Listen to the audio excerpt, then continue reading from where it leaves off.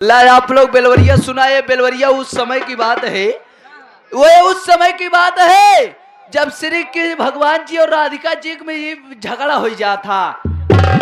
हाँ, राधिका जी के बीच में झगड़ा हो जा था।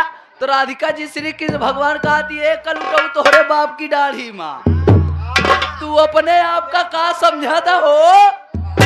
इतने में श्री कृष्ण जी ठंडाई गए, कहें देखा हमसे गुस्सा के बात ना करियो, कहें गुस्सा के नहीं, हम तोरे घर परिवार के विषय में का होत बा हम बता सकी, हम जानी कहें बताओ वो कहें बताओ, लेकिन बताओ मास्टर साहब क्या कहना है। अरे सुना अर्जुन के सारे कहा राधिका रानी,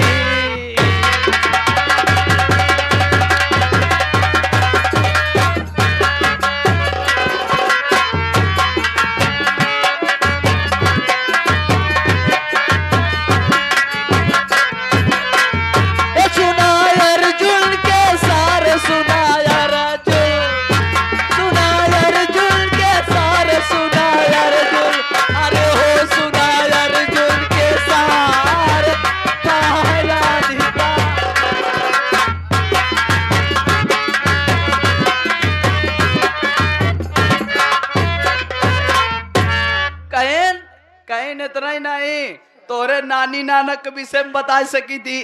श्री कृष्ण भगवान जी ठंडाई गए, कहने यार हमरे नानी की बेइज्जती करत यहाँ ये, लेकिन बताओ मास्टर साहब क्या कह रही हैं।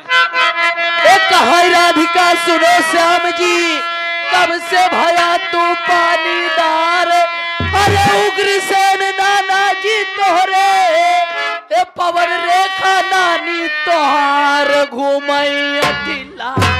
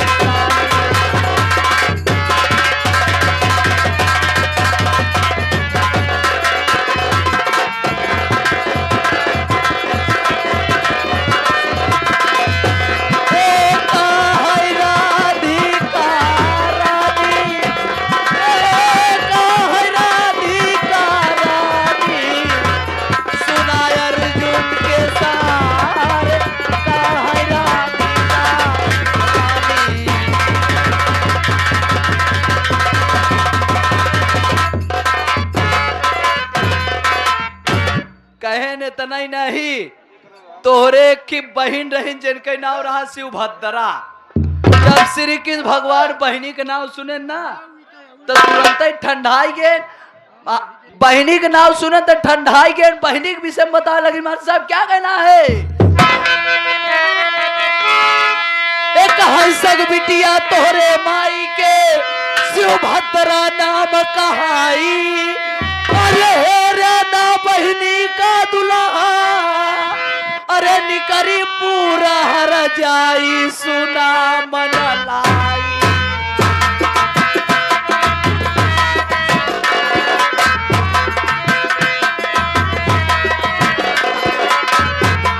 ए मोरे भैया घूमई